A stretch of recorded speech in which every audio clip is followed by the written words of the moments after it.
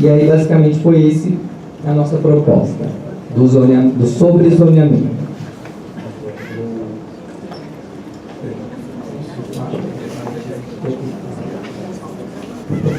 Muito. Mona, por gentileza, na área do desktop, muito obrigado.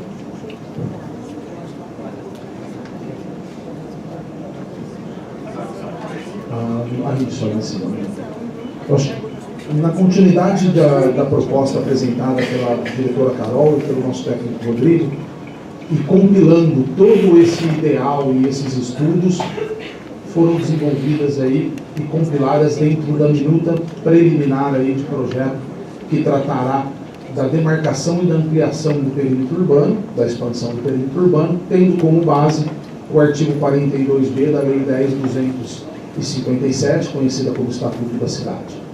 O trabalho, Mona, por gentileza, poderia ampliar um pouco o tamanho, que eu acredito que todos possam acompanhar, inclusive, a leitura e as ponderações. Muito bem.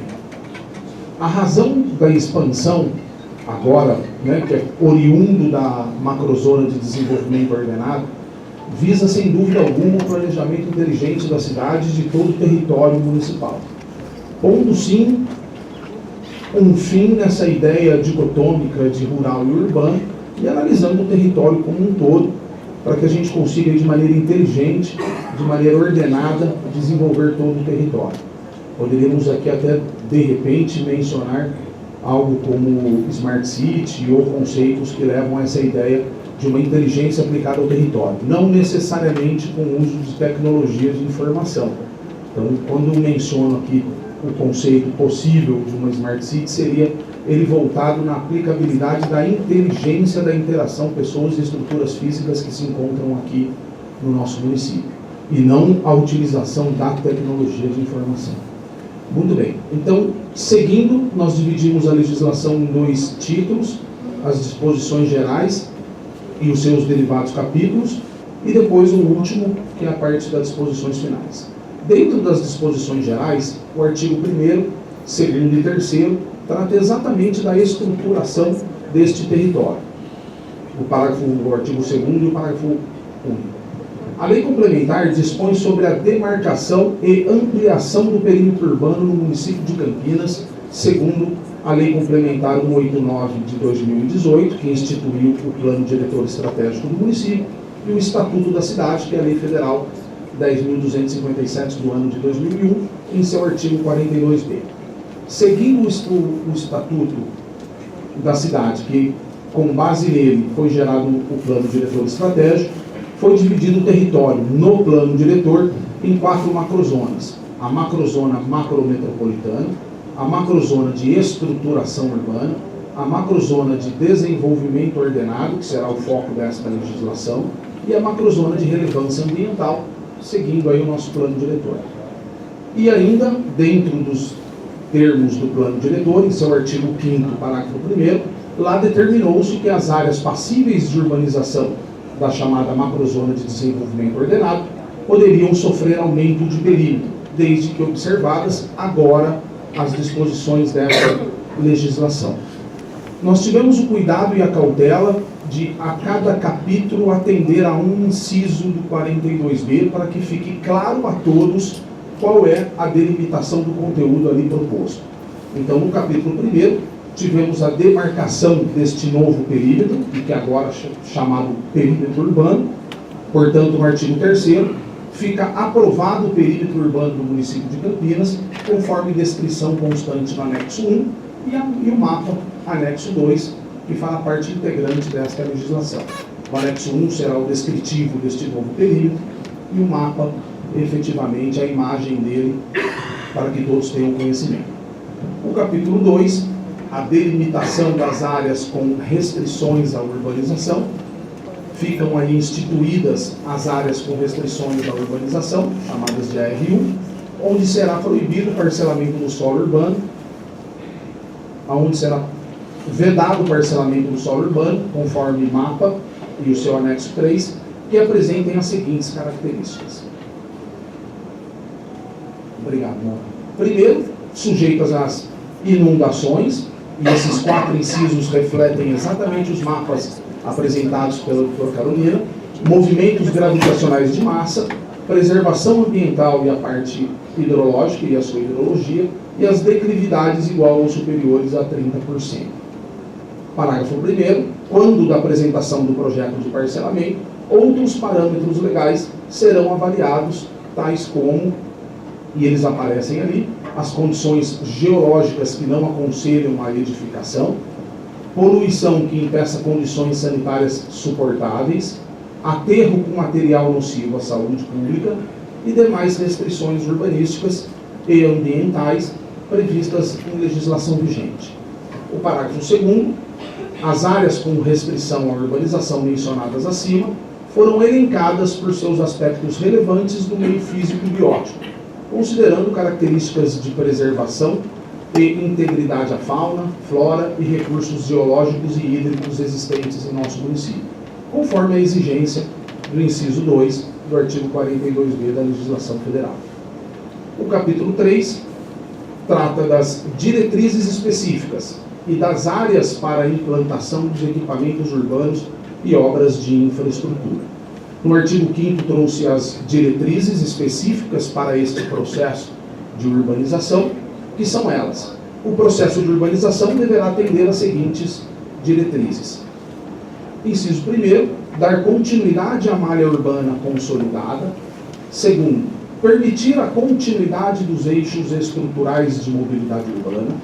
3º, atender às demandas de saúde, educação, segurança pública, mobilidade urbana, abastecimento e esgotamento sanitário, drenagem, coleta de lixo e manutenção das áreas públicas. Inciso 4º, respeitar as diretrizes viárias previstas nos mapas de diretrizes, que é o anexo 4 e a sua tabela com o descritivo dos viários, que é o anexo 5. Inciso 5º, preservar o patrimônio histórico, ambiental e cultural. 6º, mitigar o impacto do empreendimento na indução da urbanização do seu entorno. 7º, respeitar os parâmetros de parcelamento, uso e ocupação do solo da legislação vigente. 8º, realizar o pagamento da outorga onerosa para alteração do uso da terra, de rural para urbano, conforme disposto no parágrafo 3º do artigo 18 do nosso plano diretor estratégico. Fomentar as novas centralidades urbanas. Inciso 10º, incentivar as atividades econômicas na estruturação da cidade através do processo de consolidação das várias centralidades urbanas, superando aí então a dicotomia centro-periferia. Inciso 11, evitar o deslocamento pendular diário entre casa e trabalho e proporcionar qualidade de vida nas novas centralidades. Artigo 6º, ficam instituídas as áreas para implantação de infraestrutura, sistema viário, equipamentos e instalações públicas urbanas e sociais, chamadas aí de ARI, conforme detalhamento constante nos anexos 4, 5 e 6 desta legislação. Parágrafo 1º. O Poder Executivo, ao emitir a certidão de diretrizes urbanísticas, quando do cadastramento das glebas, poderá ajustar ou complementar as diretrizes viárias, bem como instituir novas áreas destinadas a equipamentos urbanos e de infraestrutura, a fim de adequá-los ao traçado urbanístico proposto, desde que não comprometam a função conceitual desta legislação.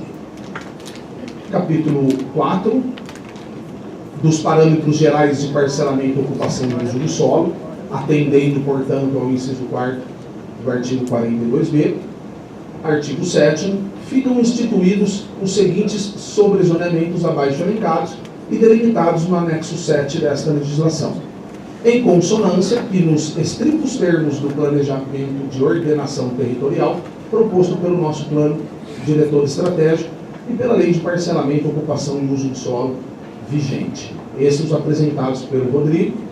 As áreas predominantemente residencial, AR, receberá os parâmetros urbanísticos construtivos e de usos estabelecidos na zona residencial e ou nas zonas mistas 1 da Lei de Parcelamento, Ocupação e Uso do Solo vigente. A área mista receberá os parâmetros urbanísticos construtivos e de usos estabelecidos na zona mista 1, na zona mista 2 e na zona mista 4, da Lei de Parcelamento, Ocupação e Uso do Solo, então vigente. Áreas de centralidade, receberá os parâmetros urbanísticos construtivos de uso estabelecidos nas zonas de centralidades 2 e na zona de centralidade 4. Áreas de atividade econômica, receberá os parâmetros urbanísticos construtivos e de uso estabelecidos na zona de atividade econômica A, as A e A, e ou na zona de atividade econômica B, as A e B, da Lei de Parcelamento, Ocupação e Uso do Solo vigente. Nós já estávamos colocando e já colocamos vigente, em razão de que as duas legislações serão encaminhadas em conjunto para aprovação na nossa Casa Legislativa. Parágrafo único. Entende-se por sobrezoneamento as diretrizes de planejamento territorial ordenado do município, asseguradoras das transformações e adequações urbanas necessárias e podem, no momento do cadastramento das glebas e emissão da respectiva certidão de diretrizes urbanísticas, ser ajustadas ou complementadas e, por fim, concretizadas por definições específicas compatível com o traçado urbanístico proposto, desde que não comprometam a função conceitual e proposta nesta legislação. O capítulo 5º, atendendo, portanto, ao inciso 5º do artigo 42b, as áreas de habitação de interesse social. O empreendimento habitacional de interesse social, o EIS, poderá ser implantado nas áreas cujo zoneamento permita o uso habitacional, respeitadas quanto à verticalização as características da zona onde se localiza, nos exatos termos do artigo 58 do Plano Diretor Estratégico. O EIS desfrutará de parâmetros urbanísticos específicos que serão delimitados por ato do Poder Executivo Municipal, em consonância com o Plano Diretor, Lei Complementar nº 89 de 2018, bem como com a Lei de Parcelamento, Ocupação e Uso do Solo vigente e as demais legislações especiais. O EIS deverá estabelecer usos não residenciais no termo da Lei de Parcelamento, Ocupação e Uso do Solo vigente. O capítulo 6º, das diretrizes para a proteção do meio ambiente e do patrimônio histórico e cultural. O artigo 9º, a identificação das áreas de proteção do meio ambiente e do patrimônio histórico e cultural encontram-se no anexo 7, podendo o município, quando do cadastramento das glebas e emissão das respectivas diretrizes urbanísticas, promover novas determinações. Pode baixar a mão, por gentileza? Novas determinações complementares. Artigo 10. Para a propositura de parcelamento do solo nas áreas residenciais, nas áreas mistas, nas áreas de centralidades e nas áreas destinadas à atividade econômica, os interessados deverão apresentar laudo técnico e sua respectiva anotação de responsabilidade técnica junto à Secretaria Municipal de Planejamento e Urbanismo, comprovando a existência de bens do patrimônio material e imaterial no âmbito local e regional. Parágrafo único. A administração municipal deverá diligenciar ao local a fim de verificar a existência ou não de edificação de potencial de relevância histórica, sendo que, uma vez detectada, deve comunicar à Secretaria de Cultura para a devida avaliação e adoção das medidas cabíveis. Capítulo 7º, atendendo, portanto, ao inciso 7º do artigo 42b do Estatuto da Cidade, da justa distribuição de ônus e benefícios oriundos do processo de urbanização. Ficando assim, no artigo 11, instituídos os seguintes mecanismos de justa repartição do ônus e benefícios em virtude da demarcação do perímetro urbano promovida por esta lei. Inciso 1º, a outorga onerosa para alteração do uso do solo, a outorga onerosa do direito de construir, transferência do direito de construir, direito de preempção, operação urbana consorciada e o estudo de impacto de vizinhança. Lembrando que apenas a outorga onerosa para alteração de uso do solo será efetivamente tratado por essa legislação, em razão da Lei de Parcelamento, Ocupação e Uso do Solo se preocupar e detalhar esses demais institutos que aí se apresentam. Seção 1ª, da outorga onerosa de alteração do uso do solo. A outorga onerosa para alteração do uso do solo consiste em cobrança no processo de ampliação do perímetro urbano, permitindo alternativas de desenvolvimento e a recuperação para a coletividade da valorização imobiliária, perfazendo a justa distribuição dos ônus e benefícios oriundos deste procedimento. nos termos do Estatuto da Cidade. Artigo 13. A municipalidade deverá outorgar onerosamente a alteração do uso do solo rural para o urbano quando no cadastramento das áreas acrescidas ao perímetro urbano. Artigo 14. Para os efeitos de aplicação da outorga onerosa de alteração do uso do solo, a contrapartida do beneficiário será correspondente a X UFIX por metro quadrado da área total da gleba. Ainda estamos em análise de qual efetivamente será esse X aí de UFIX. Parágrafo 1º. Decreto do Poder Executivo estabelecerá critérios e parâmetros procedimentais para a efetivação do disposto neste artigo. Parágrafo 2º. O valor da contrapartida oriunda da outorga onerosa incidirá no momento da aprovação do projeto de parcelamento do solo e ou da utilização urbana na gleba. Parágrafo 3º. A contrapartida oriunda da outorga onerosa de alteração do uso do solo poderá ser parcelada ao longo da execução das obras de infraestrutura, mediante garantia, devendo estar integralmente quitada até a conclusão do empreendimento, nos termos da Lei 6766 e na Lei de Parcelamento, Ocupação e Uso do Solo vigente. Utilizamos apenas a expressão garantia, porque na Lei de Parcelamento, Ocupação e Uso do Solo, lá se encontram detalhadas todas as garantias possíveis para serem dadas quando da execução da obra e dos projetos. Artigo 15. O Poder Executivo Municipal poderá, por meio de previsão legal específica, submeter os projetos que contemplem políticas de interesse público municipal a regime diferenciado de incidência mais benéfica, com desconto ou isenção sobre a outorga. Artigo 16. Ficam isentos do pagamento da contrapartida referente à outorga onerosa da alteração do uso do solo os parcelamentos destinados à implantação de habitação de interesse social, destinadas às famílias cuja renda se enquadre na faixa 1 até a 2, conforme estabelecido no programa Minha Casa Minha Vida do Governo Federal, ou outro que vier a substituí-lo, nos termos do artigo 60 do Plano Diretor Estratégico do município. Artigo 17. Os recursos auferidos com as contrapartidas financeiras oriundas da outorga onerosa de alteração do uso do solo serão destinados ao Fundo Municipal de Desenvolvimento Urbano, ao FMDU, e aplicados nas finalidades admitidas pelo artigo 26 do Estatuto da Cidade, em seus incisos 4 e 5, preferencialmente no entorno do empreendimento onerado, e na Lei Complementar 189 de 2018, em seus artigos 145 e 146. Seção 2. Os demais instrumentos urbanísticos, previstos nos incisos 2, 3, 4, 5 e 6 do artigo 11 desta presente lei, serão aplicados nos exatos termos da Lei de Parcelamento e Ocupação do Uso do Solo vigente. Como eu disse aos senhores, lá na Lei de Parcelamento e Ocupação do Uso do Solo, esses instrumentos urbanísticos estão detalhados e com sua plena aplicabilidade. E o título 2, por fim, as disposições finais. Em artigo 19, fica o Poder Executivo autorizado a expedir normas regulamentares acerca do dispositivo nessa lei, e a lei entraria aí em vigência na data de sua publicação.